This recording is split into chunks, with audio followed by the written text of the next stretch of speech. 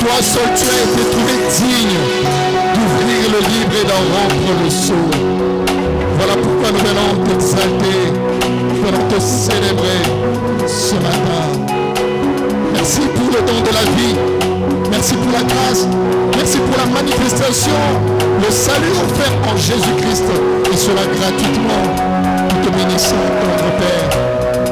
Merci Seigneur, merci Seigneur, merci Seigneur. Est-ce que quelqu'un peut acclamer très fort?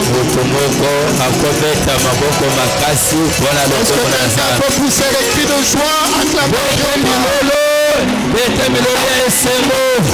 Est-ce que quelqu'un peut encore acclamer très fort le Seigneur? Jésus. Amen. Amen. Alléluia. Amen.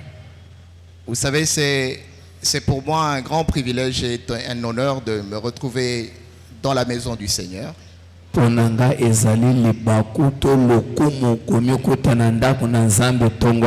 J'étais en train de dire que c'est pour moi un privilège et un honneur de me retrouver dans la maison de l'Éternel.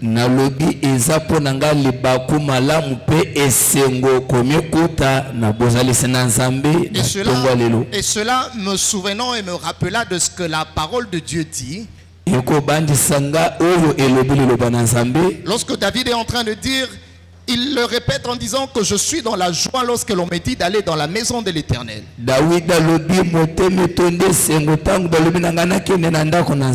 Voilà pourquoi lorsque nous sommes dans la maison de l'Éternel, ce n'est pas une maison de tristesse.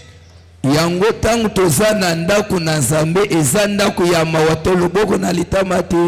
maison de l'Éternel, c'est une maison de joie. C'est là que nous bénéficions des faveurs de Dieu et de la grâce parfaite que le Seigneur accorde à ceux qui lui appartiennent.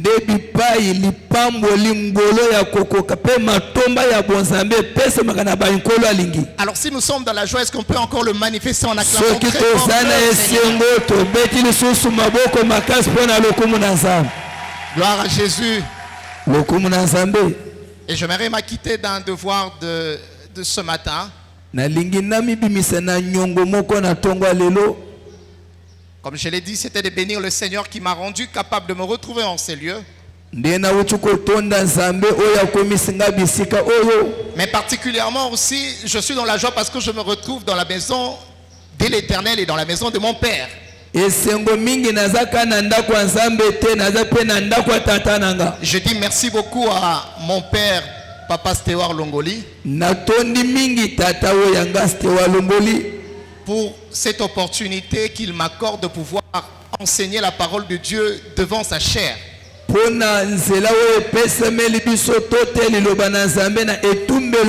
Vous savez, les hommes disent que la chair est chère. Et très souvent, ça ne s'accorde pas à n'importe qui. Je bénéficie de cette grâce de la part du Seigneur, mais aussi je bénis le Seigneur pour l'homme de Dieu qui m'a invité ce matin.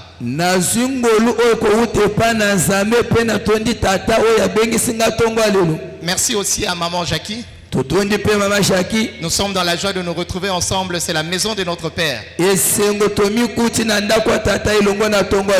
Et rassurez-vous que nos bien-aimés, vos bien-aimés de la cité Bethel, Lemba Salongo, vous ont aussi envoyé des salutations.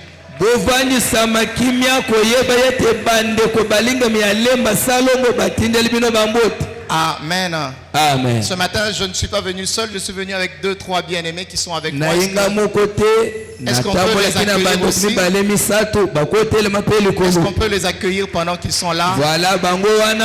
Gloire à Dieu. Merci, que Dieu soit loué. Et aussi à ma tendre et chère épouse, je dis merci beaucoup de m'accompagner toujours dans ce travail. Nous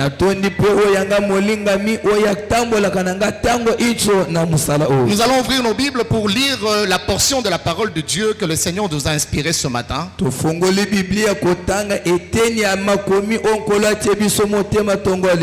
sommes dans le livre des Actes des Apôtres, chapitre 11. Chapitre 11. Je vais lire en français, ensuite nous allons continuer l'interprétation. Actes chapitre 11. Actes des Apôtres chapitre 11 à partir du verset 19, nous lisons au nom de Jésus. Amen. Ceux qui avaient été dispersés par la persécution survenue à l'occasion d'Étienne allèrent jusqu'en Phénicie, dans l'île de Chypre et à Antioche, annonçant la parole seulement aux Juifs. Et il y eut cependant parmi eux quelques hommes de Chypre et de Cyrène qui, étant venus à Antioche, s'adressèrent aussi aux Grecs et leur annoncèrent la bonne nouvelle de Jésus-Christ. La main de l'Éternel, la main du Seigneur était avec eux. Est-ce que tu peux répéter avec moi? La main du Seigneur était avec eux. La main du Seigneur était avec eux. Et un grand nombre de personnes crurent et se convertirent au Seigneur. Verset 21-22. Le bruit en parvint aux oreilles des membres de l'église de Jérusalem et ils y envoyèrent Barnabas jusqu'à Antioche. Lorsqu'il fut arrivé et il eut vu la grâce de Dieu, il s'en réjouit et il les exhorta tous à rester d'un cœur ferme attaché au Seigneur. Car c'était un homme de bien, plein d'esprit et de foi. Et une foule assez nombreuse se joignit au Seigneur. Amen. Ah. Est-ce qu'on peut acclamer très fort le Seigneur? J'aimerais en quelques minutes partager avec vous ce matin sur le thème la main de l'Éternel. Na mwangonga mukena sepeli tokabola mamali kamutopesi kombo loboko na Nzambe. La main de l'Éternel. Loboko na Yahweh Nzambe. Et partant de ce récit que nous avons lu dans les livres des Actes des Apôtres, je reviendrai sur cela plus loin lorsque je serai en train de développer mon sujet de ce matin. Vous allez vous rendre compte et comprendre ce que la parole de Dieu dit. En ce moment-là, l'Église était en train de passer, de traverser des moments de persécution.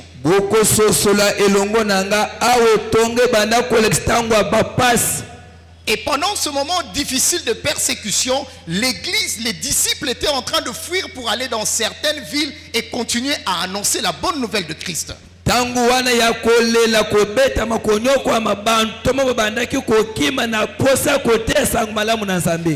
ce que j'aime, c'est la persévérance de ces hommes qui avaient la foi en Jésus-Christ. Mais aussi, ils conserver le salut qu'ils avaient bénéficié de la part de Jésus-Christ. Bien-aimés frères et sœurs, j'aimerais dire à quelqu'un ce matin, et comme nous l'avons chanté tout à l'heure, ce que nous sommes devenus aujourd'hui en Jésus-Christ, c'est par la grâce de Dieu. Il n'y a aucune religion, il n'y a aucune église, il n'y a aucune doctrine qui peut nous accorder la grâce comme celle que Jésus-Christ nous a accordée. Voilà pourquoi, bien aimés frères et sœurs, nous devons aimer le Seigneur de tout notre cœur, de toutes nos forces et de toutes nos pensées. Alléluia. Amen. Alléluia. Amen. Et frères et sœurs, j'étais en train de dire que nous allons parler de la main de l'Éternel. Lorsque vous regardez le monde aujourd'hui, dans la manière dont le monde est en train de fonctionner, vous regardez, il y a des guerres ça et là. Il y a des troubles qui arrivent. Ces choses sont des alertes, sont des sonnettes d'alerte pour nous dire que l'accomplissement de la parole de Dieu est en train de se faire. Et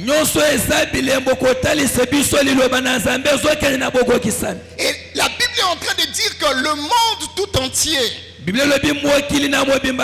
est sous la puissance du malin. Lorsque vous lisez dans les livres de 1 Jean chapitre 5 verset 19, 1 Jean chapitre 5 verset 19, la Bible est en train de dire ceci. Nous savons que nous sommes de Dieu. Ça, c'est un héritage que l'on a et que personne ne peut nous ravir. Bien-aimés frères et sœurs, nous devons être fiers de cette identité que nous avons. Vous savez, je me rappelle, les hommes sont en train de courir pour aller avoir un passeport ou encore une carte d'identité parce qu'ils appartiennent à un pays. Mais ici, la Bible est en train de nous dire ceci. Nous sommes des dieux. Non, nous sommes de Dieu. Toza Yanzambe. Amen. Nous appartenons à Dieu. Et lorsque nous appartenons à Dieu, c'est-à-dire que nous avons une autre identité qui est différente de celle du monde. Et l'apôtre Jean est en train de dire ceci. Le monde entier, la terre entière est sous la puissance du malin. Nous savons aussi que le Fils de Dieu est venu. Il nous a donné l'intelligence pour connaître le véritable. Et nous sommes dans le véritable en Jésus-Christ. Bien, mes frères et sœurs, regardez cette assurance que nous avons d'appartenir en Jésus-Christ. La Bible est en train de nous dire que nous sommes dans le véritable en Jésus-Christ. Puisque nous appartenons en Christ. Puisque nous savons que le monde est régi par les forces, les puissances du malin. Mais pendant ce moment-là, dans cet environnement-là, Dieu se réserve ses ennemis qui lui appartiennent. Et la Bible est en train de dire, Dieu connaît ceux qui lui appartiennent. Est-ce que quelqu'un peut dire avec moi Amen? Amen. Est-ce que quelqu'un peut dire avec moi Amen? Amen. La main de l'Éternel. J'aime ce que le prophète Isaïe dit dans Isaïe chapitre 59. Lorsque vous regardez, le prophète Isaïe est en train de dire que la main de l'Éternel n'est pas courte pour agir. Lorsque l'on parle de la main de l'Éternel, Isaïe est en train de présenter la main de l'Éternel comme étant une main qui est plus longue, plus puissante que la pensée de l'homme. Et cette main a la capacité de pouvoir agir au-delà de ce que l'homme peut imaginer. J'aimerais dire à quelqu'un et te le rassurer ce matin. Même si tu n'as pas encore vu cette main de manière physique, ces choses que nous sommes en train de prêcher sont d'abord spirituelles. Et cette main a la capacité de pouvoir te toucher là où tu es, même si tu es malade ce matin. Regardez bien, mes frères et sœurs, l'homme a ses limites et l'homme est limité. L'homme a ses limites et l'homme est limité. C'est comme ça que les hommes ont même ce dicton qui dit que qui embrasse trop mal les trains. Qui embrasse trop mal les trains. Celui qui veut prendre tout au même moment, il arrive quelquefois à perdre certaines choses. Et cela explique bien combien l'homme est limité dans ce qu'il peut faire pour l'homme. Mais ce que j'aime avec la parole de Dieu et avec le Seigneur notre Dieu, c'est que Dieu a la capacité de visiter chacun de nous au même moment et au même instant. C'est pourquoi la Bible est en train de dire que la main de l'Éternel n'est pas courte pour agir. Et tout ce qui peut être impossible devant les hommes est possible devant Dieu. Bien-aimés frères et sœurs, la bonne nouvelle pour toi ce matin, toi qui traverses des moments difficiles, peut-être que tu as été abandonné par un mari. Peut-être que le travail ne marche plus, tes activités ne marchent plus.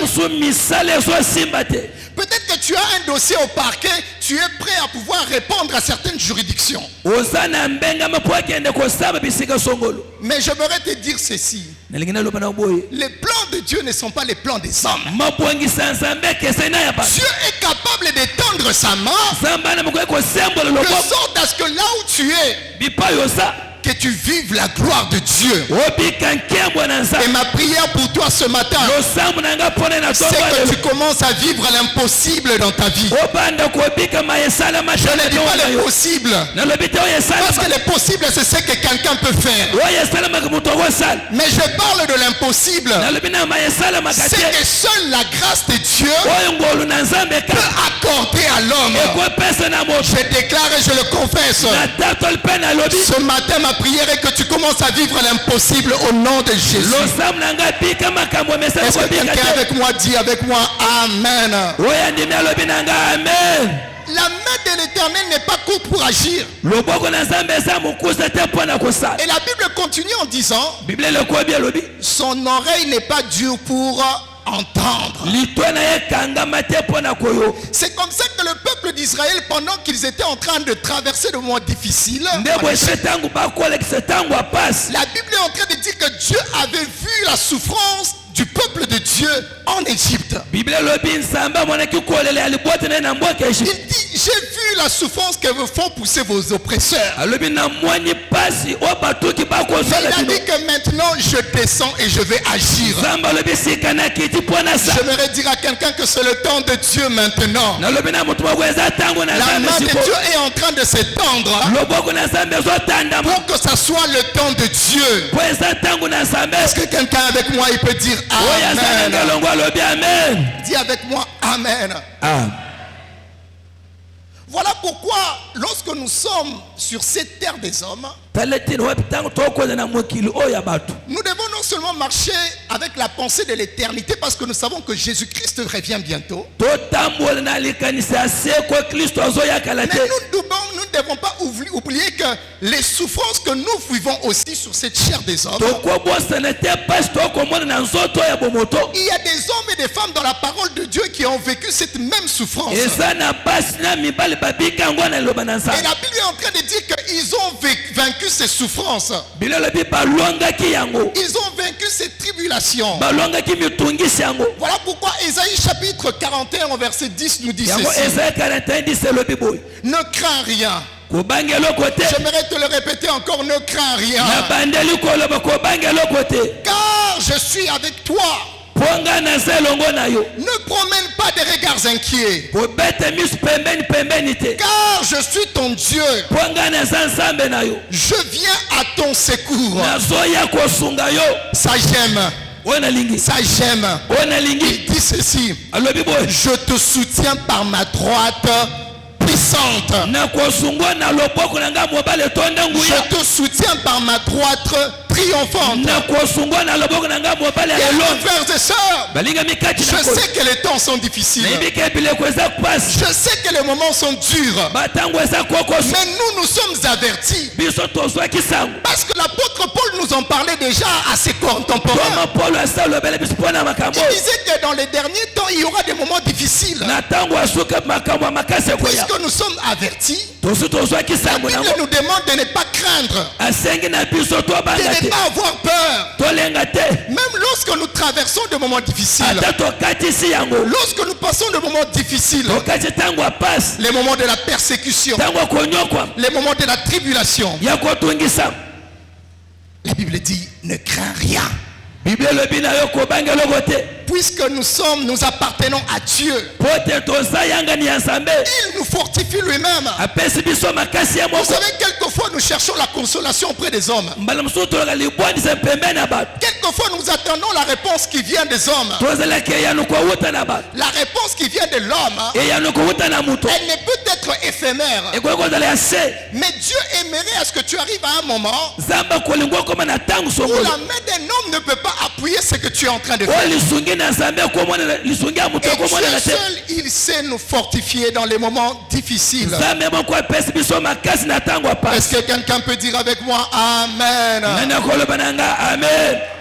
Alléluia. Amen. Et la Bible est en train de dire que La main de l'Éternel n'est pas courte pour agir. Son oreille n'est pas dure pour entendre. Mais ce que j'aime, la Bible ne se limite pas là. La Bible va plus loin en disant que ce sont vos fautes, ce sont vos crimes qui lui empêchent de pouvoir agir. J'aimerais dire à l'église ceci ce matin. L'efficacité de la main de Dieu, de la puissance de la main de Dieu, ne dépend pas de combien nous donnons des offrandes, de dîmes, des actions de grâce. Mais l'efficacité de la main puissante de Dieu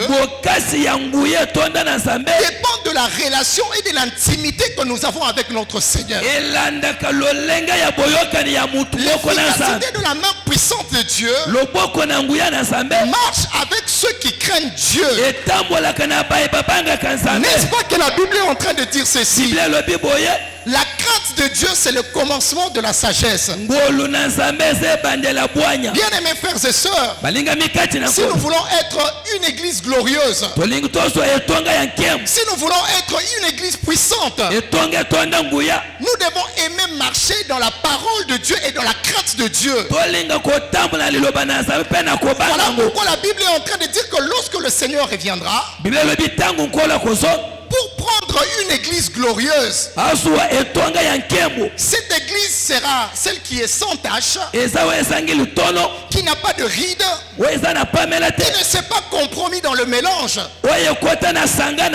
Parce qu'aujourd'hui nous avons des loups ravisseurs qui entrent dans les églises. Ils emmènent un autre évangile contraire à la parole de Dieu. Ils emmènent d'autres doctrines qui ne correspondent pas avec la parole de Dieu. Et la Bible nous avertissant cela. La Bible est en train de pouvoir nous demander de nous éloigner de ces hommes. Puisque leurs pensées sont corrompues, ils voudront aussi corrompre le peuple de Dieu. Ils voudront aussi que d'autres personnes s'identifient avec eux. Je prie ce matin, nous qui sommes ici, lorsque le Seigneur reviendra dans sa gloire, il retrouve en nous de fidèles hommes serviteurs de Dieu,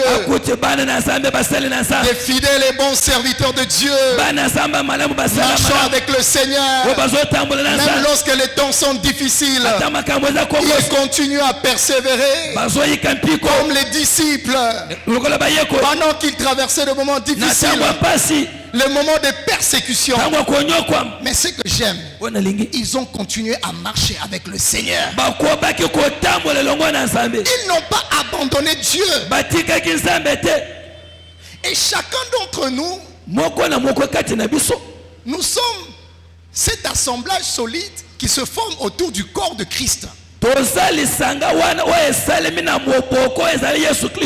La Bible est en train de dire que nous sommes le temple du Saint-Esprit. Nous sommes tous membres de ce corps auquel Christ est le chef, c'est lui qui est la tête. Et Colossiens explique cela clairement en disant que Christ, il est la tête de l'église. Mais dans notre marche de tous les jours en tant que pèlerins sur cette terre, nous ne devons pas oublier que nous sommes en train de nous perfectionner du jour au lendemain, afin de pouvoir ressembler à Christ et d'atteindre la stature parfaite.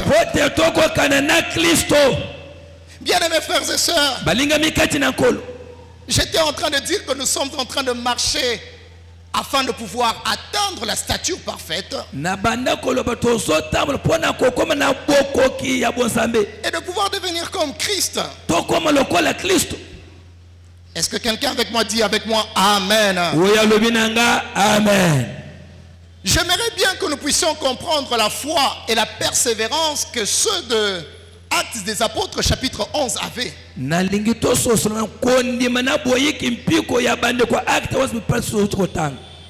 Et la Bible est en train de dire que pendant que l'Église était en train de passer de moments difficiles, Vous verrez par exemple que Étienne, ces hommes dans la foi qui nous ont précédés, a été lapidé à cause du nom de Jésus.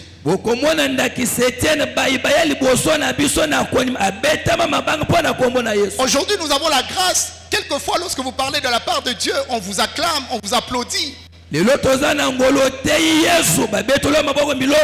ceux qui nous ont précédés dans la foi à l'époque, ils ont été persécutés à cause de leur foi. Ils ont été lapidés à cause de leur foi. Puisqu'ils avaient gardé la saine doctrine.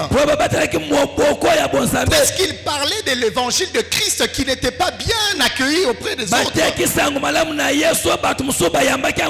Ces personnes, ils étaient abandonnés, rejetés, lapidés même. Et ils étaient en train de vivre la persécution. Une persécution forte. La Bible est en train de dire que certains disciples étaient partis dans d'autres villes. Certains sont allés à Antioche.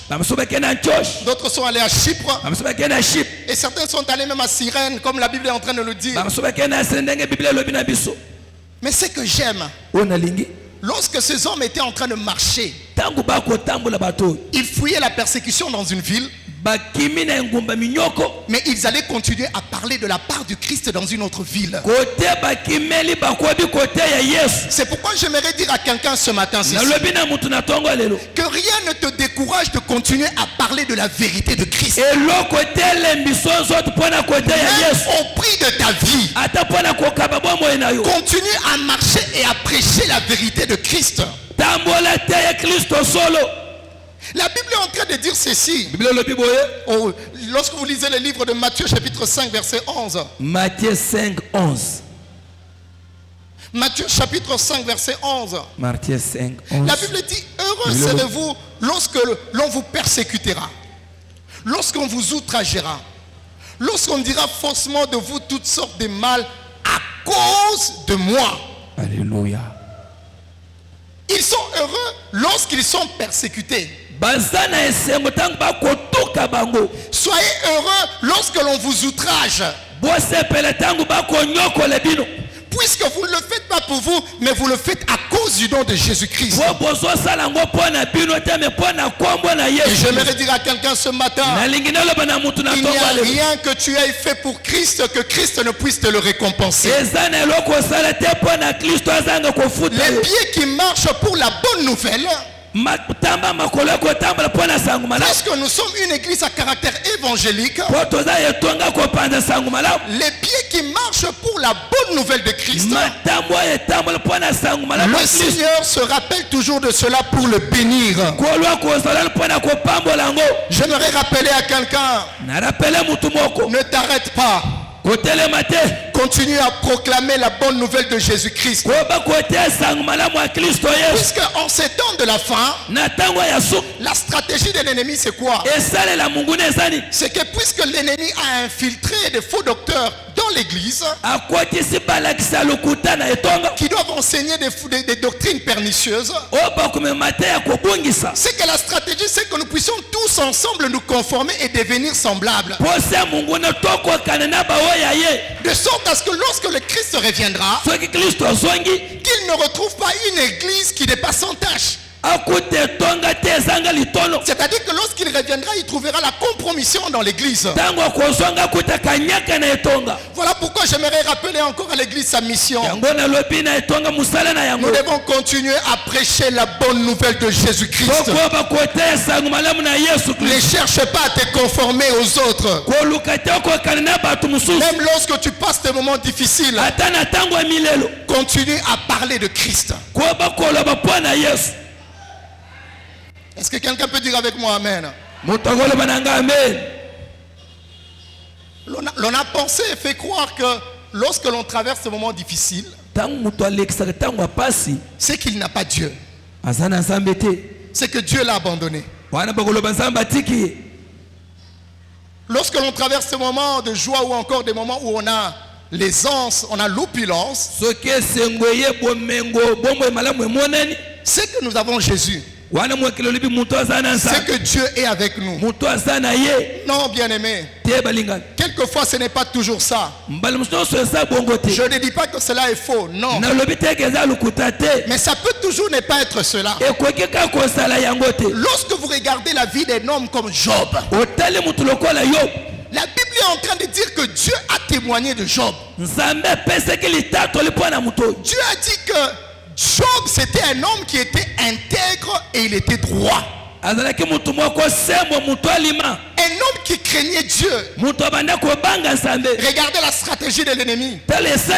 Lorsque le diable rencontre le Seigneur, il lui dit, si le Dieu pose la question, n'as-tu pas vu mon serviteur Job? Dieu témoignait de Job comme étant son serviteur. C'est un homme qui craint Dieu. C'est un homme qui est droit. Mais écoutez le diable. Satan dira non, mais il est intègre parce que tu lui as béni. Parce que tu lui as donné des présents. Mais en réalité, ce n'était pas ça la vérité. Puisque vous allez lire dans le livre de Job, la Bible est en train de dire que même lorsque Job a commencé à perdre ce qu'il avait comme bien, il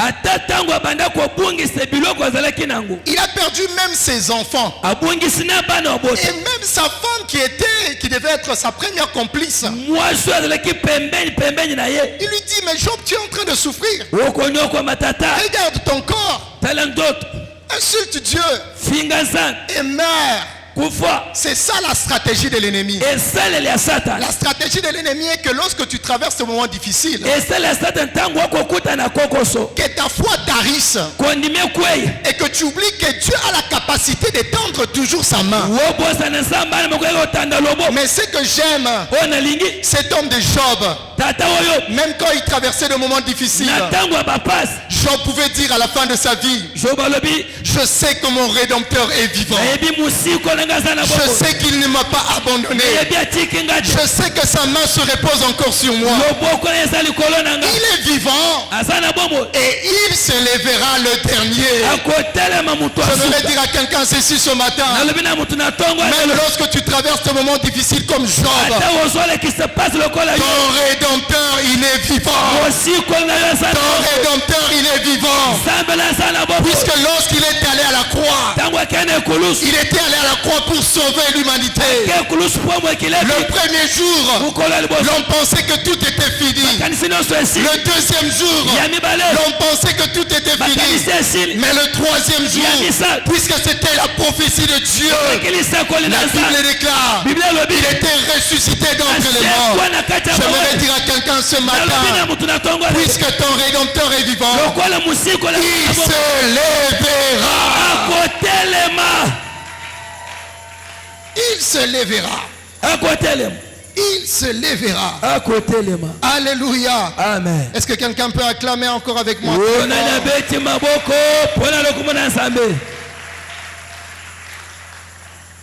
C'est-à-dire que ce que nous voulons dire, c'est que la persécution ou encore les tribulations, les moments difficiles que l'Église peut traverser,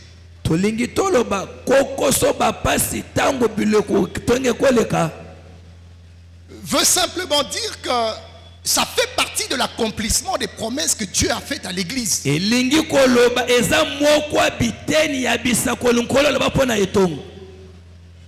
l'apôtre Paul le disait aussi que ceux qui veulent vivre pieusement, ils seront persécutés.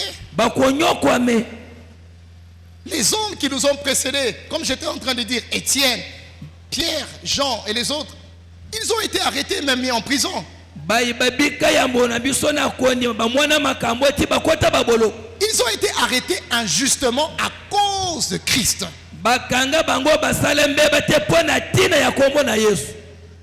Et je suis très convaincu ce matin que ce que la parole de Dieu nous dit dans Actes des Apôtres chapitre 11, c'est une vérité.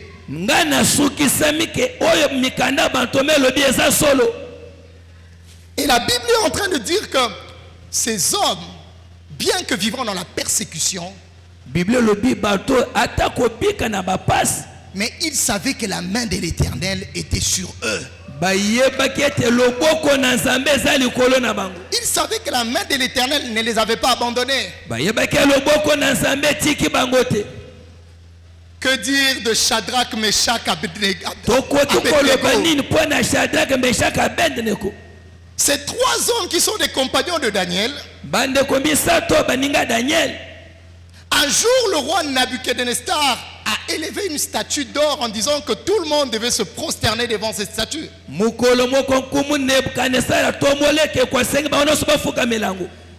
J'aime la persévérance, j'aime la foi de ces hommes. Ça me révolutionne, frères et sœurs. La Bible est en train de dire que ces trois compagnons de Daniel, ils ont refusé de pouvoir se prosterner devant cette statue d'or. Ils n'ont pas voulu obéir à la pensée ou encore aux instructions du roi. Le roi d'une aussi très grande puissance. La Bible est en train de dire que puisqu'il ne voulait pas obtempérer, obéir à ses instructions, l'on a jeté ces trois hommes dans la fournaise ardente. Dans un feu qui était fort, puissant. Mais ce que j'aime, c'est la déclaration de ces hommes. La Bible est en train de dire qu'ils disent au roi, nous savons que nous serons délivrés de cette situation. En d'autres termes, ces trois jeunes hommes, ils savaient que la main de l'Éternel pouvait les délivrer de toute situation. Et la Bible dit que pendant que ces trois jeunes hommes étaient jetés dans le feu, mains liées, pieds liés, ils ne pouvaient même pas bouger. Mais lorsque le roi revient pour regarder ces personnes que l'on avait jetées dans le feu, il ne voit pas simplement trois hommes. La Bible est en train de me dire ceci. Le roi est en train de voir quatre hommes. Et il dit que je vois quatre hommes. Le quatrième homme, il a une image qui est différente. Le quatrième homme, il est semblable au Fils de Dieu. Je voudrais dire à quelqu'un ceci: continue à marcher avec Dieu, puisqu'il est avec toi. Sa main saura te délivrer même dans la fournaise ardente.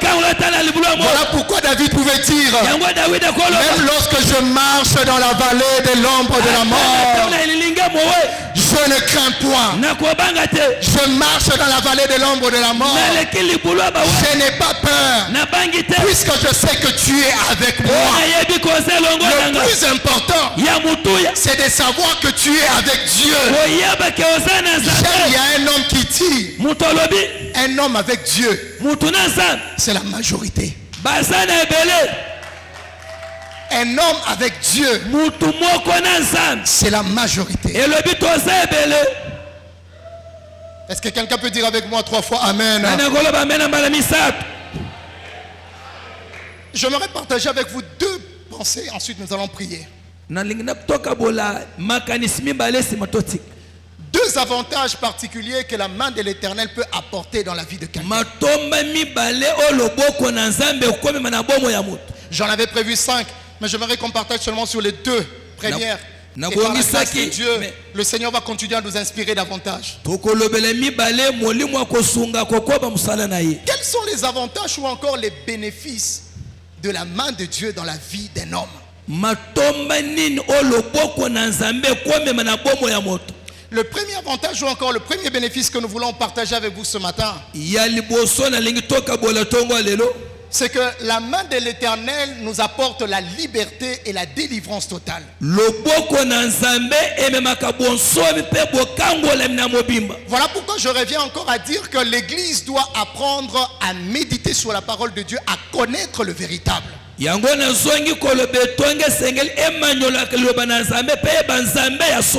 parole de Dieu est en train de dire que vous connaîtrez la vérité et la vérité vous affranchira. Mais alors, ce n'est pas une vérité sur n'importe quelle pensée, mais c'est la pensée, la vérité sur la parole de Dieu. La première pensée que nous partageons ce matin avec vous, un des avantages importants sur l'impact ou encore les bénéfices que la main de l'Éternel peut avoir sur ta vie,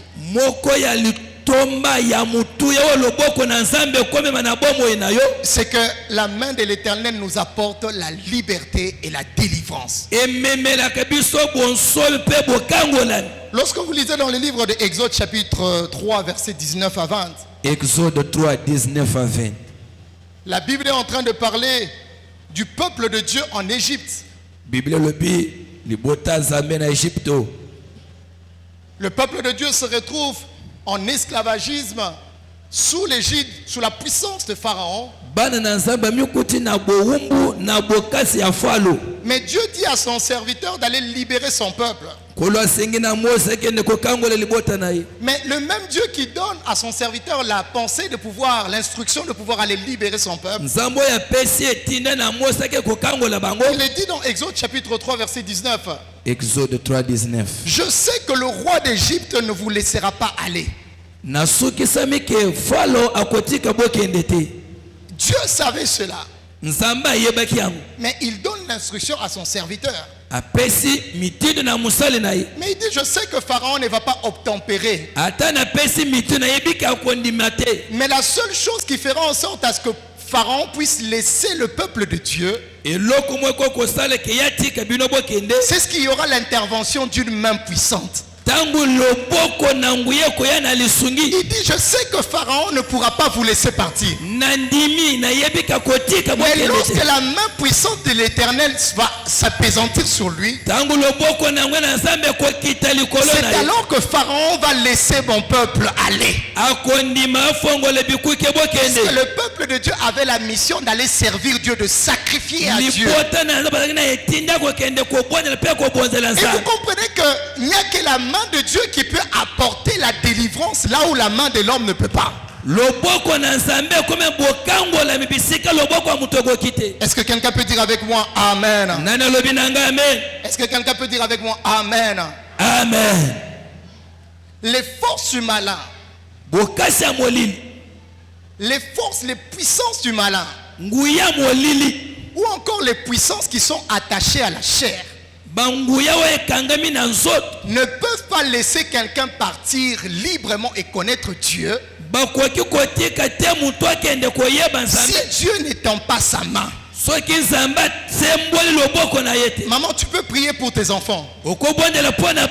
Tu peux prier pour ton mari pendant plusieurs années. Mais ce n'est pas ta volonté qui s'accomplit. Ce qui fait en sorte à ce que l'homme que tu as ou les enfants que tu as puissent s'adonner ou encore se laisser entre les mains de Dieu, c'est la main puissante de Dieu. Et la deuxième pensée, le deuxième avantage de la main puissante de l'Éternel, que j'aimerais partager avec vous ce matin. Et nous allons lire cela dans Proverbes chapitre 21, verset 1er. Proverbe 21, verset 1er. La Bible est en train de dire ceci. Le cœur du roi est un courant d'eau. Le cœur du roi est un courant d'eau dans la main de l'Éternel. La Bible dit qu'il l'incline où il veut. Le deuxième avantage de la puissance de la main de l'Éternel, c'est que la main de l'Éternel a la capacité de changer les décisions que les hommes ont prises. Les volontés que les hommes ont prises sur ta vie. Il y a quelqu'un qui est assis quelque part qui est en train de décider sur ta famille. Qui est en train de décider décider sur ton dossier au travail. Qui est en train de décider sur le calcul de notre pays, même le Congo. Mais j'aimerais dire à quelqu'un ceci. Là où les rois pensent qu'ils ont la capacité de décider, il y a un homme qui maîtrise le cœur des rois. Il y a un homme qui maîtrise le cœur des décideurs. Cet homme s'appelle l'Éternel Dieu des armées. C'est Jésus-Christ de Nazareth. Lui, il sait incliner le cœur du roi. Lorsque les décisions sont difficiles, les hommes pensent décider sur ton dossier au parquet. Ou encore ils pensent décider sur ta famille. J'aimerais dire à quelqu'un ceci. Aujourd'hui je le déclare, comme la Bible le dit, tout genou fléchit au nom de Jésus. Il n'y a pas un genou qui peut se tenir devant le nom de Jésus. Il n'y a aucune situation, il n'y a aucune circonstance qui soit impossible devant l'Éternel Dieu des armées. Devant lui, il n'y a aucun problème qui reste éternel. Il est le Dieu de toute solution. Est-ce que quelqu'un peut acclamer avec moi très fort? Acclame avec moi très fort. Alléluia. Amen. Acclame avec moi très fort. Alléluia. Oh Jésus. Yesu. Mon côté akokani na yo. Mon côté akokani na yo. Mon côté akokani na yo. Mon côté akokan, oh mon côté.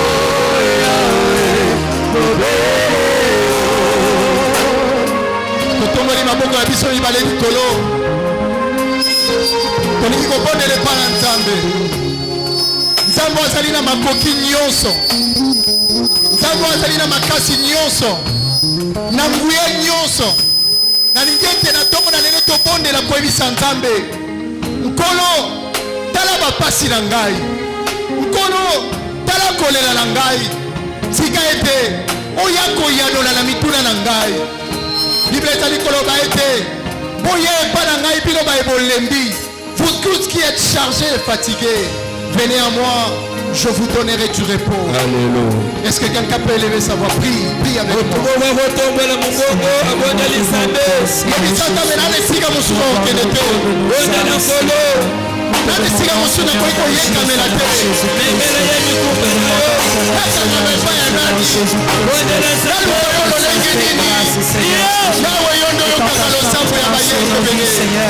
Dis à Dieu, je viens à toi.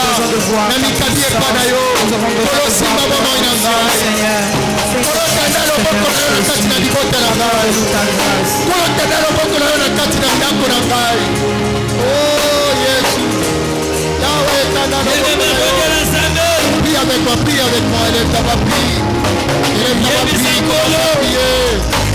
Prie avec moi, élève ta voix, commence à prier. Il est le Dieu de toute capacité. Prie, élève ta voix, prie, élève ta voix, prie. Oh Jésus.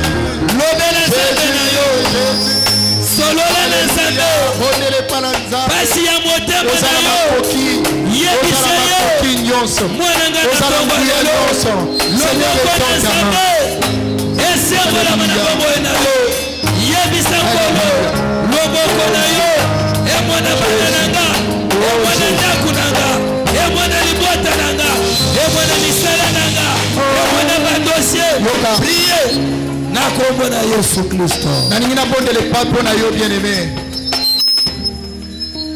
Écoute, yoga. Ce matin, peut-être que tu es venu troublé. Peut-être que tu es venu malade. Ou encore tu as laissé quelqu'un malade dans ta maison.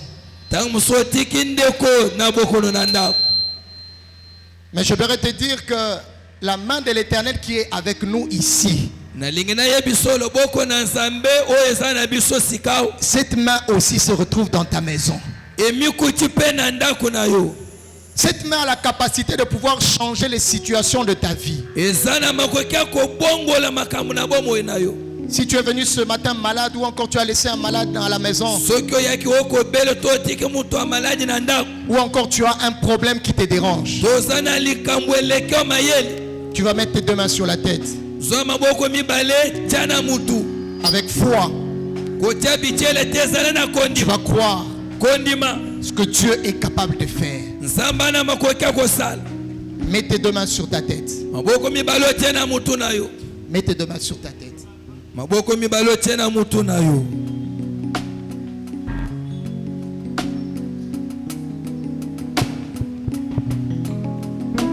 Dieu Tout-Puissant, Dieu de toute grâce,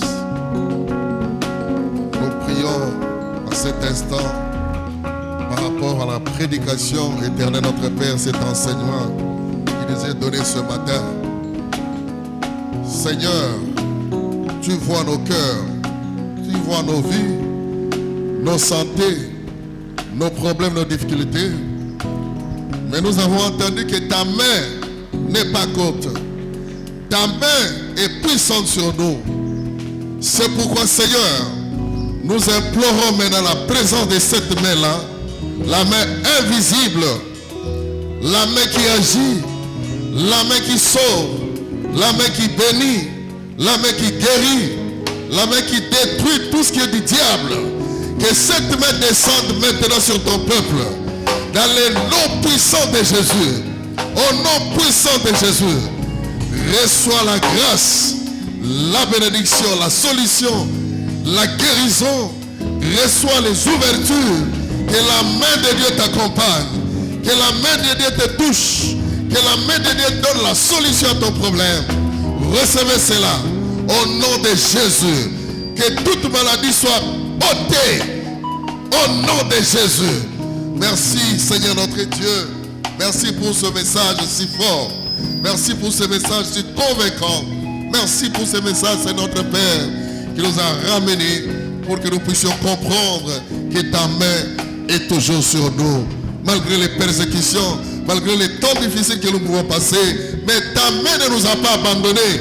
Ta main est toujours avec nous, Seigneur. pour opérer des grandes choses. Et nous croyons à cela. Nous acclamons au nom de Jésus. Acclamez pour notre Seigneur. Poussez les cris de joie. Mettez ma voix Amen. Merci beaucoup. Que Dieu vous bénisse.